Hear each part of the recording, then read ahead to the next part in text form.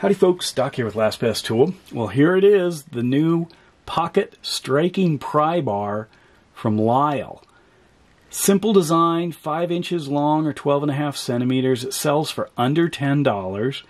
It uses a full 1/4 inch sized shank there, which is the same as what, say, Snap-on uses on their full size but smallest 8-inch striking pry bar.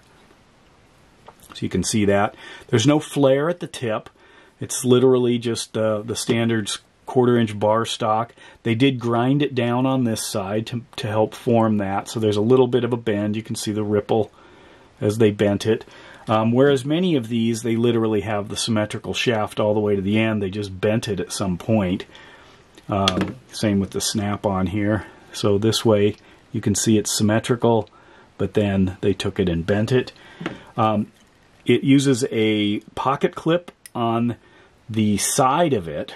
Some of them, like Snap-on, you can see the pocket clip here also aligns to the bend, so people complain, you know, if it's in your shirt pocket like that, this is pushing and tears your shirt.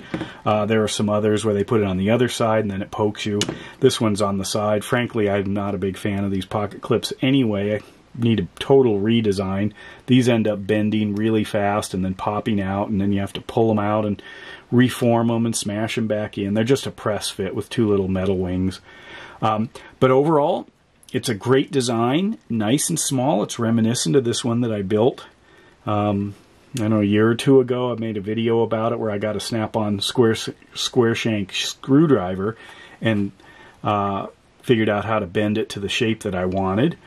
And then I also put a magnet on it. This is non-magnetic here. There's no magnetism.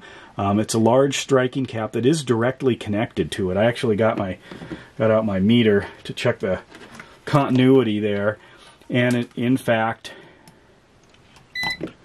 oops. So it is a straight shot all the way through. Most of these you don't get that. You don't actually get any conductivity all the way through them. Not sure what's inside them, but I found that it's rare to actually have that. But when I put magnets on it, I'm guessing that striking cap goes down maybe about that far or so. It's using the standard kind of hard plastic Lisle design. I wouldn't mind if they updated that just a little bit. I mean, Lisle, that's great that they're starting to explore a little bit more, but they are making things more overseas in Taiwan and China. This one's from China, if I didn't mention that.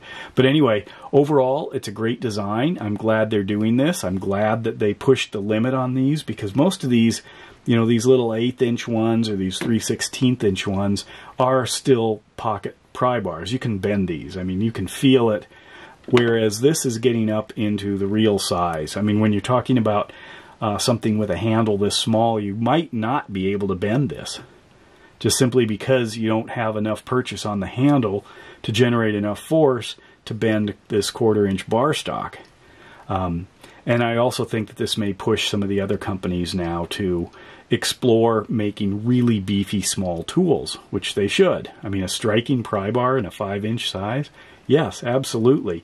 Lisle recommends it for a lot of automotive applications where you need to, you know, add a little emphasis into the pry bar to both use the prying. Notice that's a pretty substantial wedge compared to this, and that's where they're getting some of the, you know, the lever effect there, that like shoving a wedge in between whatever it is that you need to pry and then banging on it. So it is actually designed for that, but then also with that lever for prying.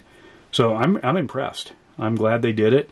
Unfortunately, they are hard to get. On Amazon, they're sold out. I did put a link below. You can keep checking by, see if they are available.